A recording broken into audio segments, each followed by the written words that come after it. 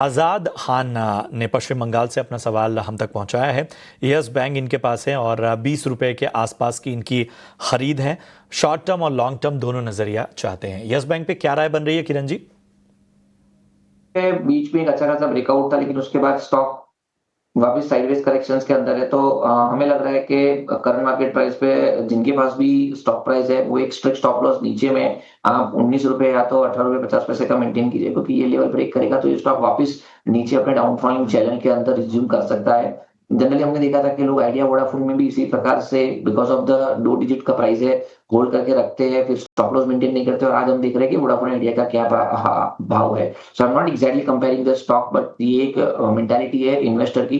तो मेरे हिसाब से इनको होल्ड रखना चाहिए, लेकिन 18 रुपए 50 पैसे का एक स्ट्रिक्ट स्टॉप लॉस के साथ।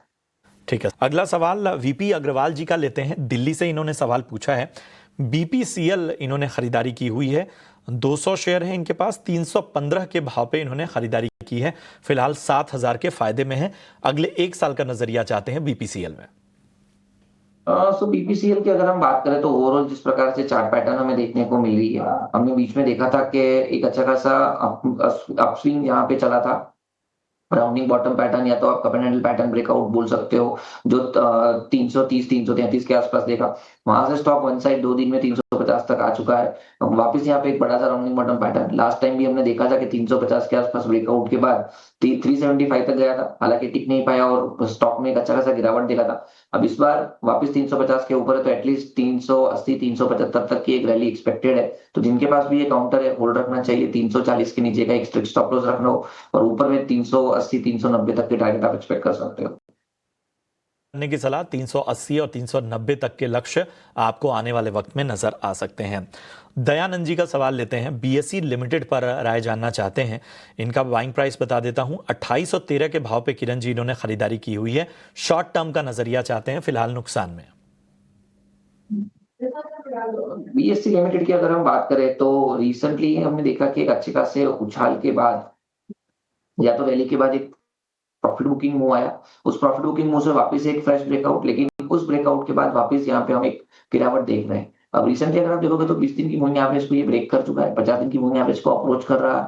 2550 उसकी 50 दिन की मूविंग एवरेज है, और कहीं ना कहीं एक मेजर सपोर्ट भी है। तो मेरे हिसाब से इनको होल्ड रखना चाहिए, लेकिन 2550 का लेवल ब्रेक होता है तो उसके बाद एक बार के लिए प्रॉफिट बुक कर देना चाहिए, या तो उनका लॉस बुक कर देना चाहिए, क्योंकि ऑलरेडी लॉस में है। लेकिन जो दर्शक हमें देख रहे हैं वो लोग भी 2550 का एक्स्ट्रा स्टॉप लॉस रखे, क्योंकि ओवर स्ट्रेच या तो ओवरबॉट टेरिटरी के अंदर ट्रेड कर रहा है स्टॉक। अगर ये 2550 का लेवल ब्रेक करता है तो एक प्रॉफिट बुकिंग मूव 2100 2200 तक हमें देखने को मिल सकता है। तो थोड़ा कॉशियस रहिए, 2550 के स्टॉप लॉस के साथ ही होल्ड रखिए।